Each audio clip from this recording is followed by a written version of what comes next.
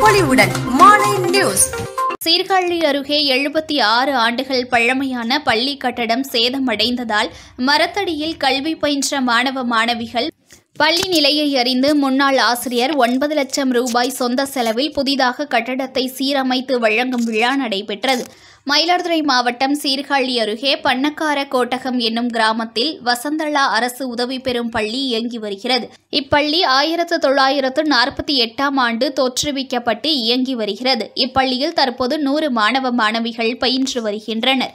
பழமையான இப்பள்ளி ஓட்டு கட்டிடத்தில் இயங்கி வந்த நிலையில் அவை மிகவும் சேதமடைந்து கட்டடம் சிதலமடைந்து இருந்ததால் பள்ளியில் பயிலும் மாணவ மாணவியர் பள்ளி வளாகத்தில் உள்ள மரத்தடியில் அமர்ந்து கல்வி பயிலும் நிலை இருந்தது.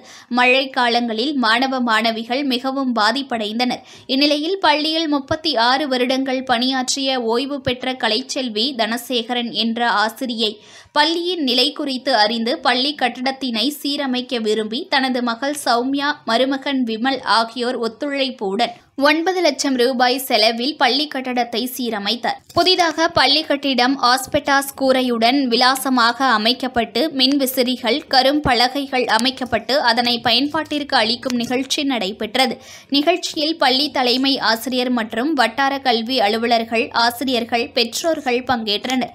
பள்ளி கட்டடத்தை சீரமைத்து வழங்கிய ஆசிரியை கலைச்செல்வி தனசேகரன், சௌமியா, விமல் ஆகியோர் கௌரவிக்கப்பட்டனர். பின்னர் கலைச்செல்வி பேசும் பொழுது தமிழ் வழியில் கல்வி கற்பதன் மூலம் வாழ்க்கையில் பல்வேறு சிறப்புகளை அடைய முடியும். தமிழ் வழி கல்வி கற்பவர்களுக்கு அரசு பல்வேறு சலுகைகள், திட்டங்களை வழங்கி வருகிறது.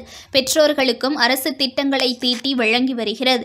தமிழ் வழி கல்வி கற்கும் வகையில் பெற்றோர்கள் தங்கள் பிள்ளைகளை அரசு பள்ளிகளில் சேர்க்க வேண்டும். அரசு பள்ளிகளில் மாணவர்கள் சேர்க்கை அதிகரிக்க வேண்டும் என நிகழ்ச்சியுடன் கூறினார். மாணவ மாணவிகளின் கலை நிகழ்ச்சிகள், மாணவ மாணவிகள், மாணவர்களின் பெற்றோர்கள், ஆசிரியர்கள் என அனைவரும் அறுசுவை உணவு ஏற்பாடு செய்து வழங்கினர். புத்தம் புது பொலிவுடன் மாலை நியூஸ்.